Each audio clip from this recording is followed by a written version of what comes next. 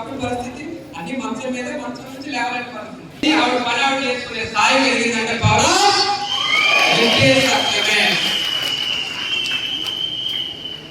Okay.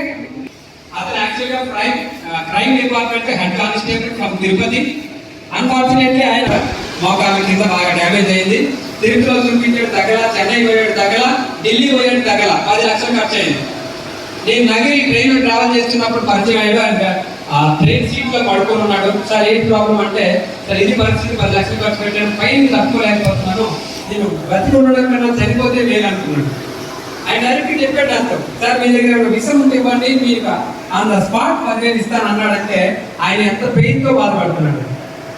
అటువంటి టైంలో express no problem sir, don't worry, మా దగ్గర కొన్ని సప్లిమెంట్స్ ఉన్నాయి, యూజ్ చేయండి అని ఆయన calcium, glucosamine, collagen, flax oil, protein powder, feed తో పాటు సీఎంని రికమెండ్ చేశారు.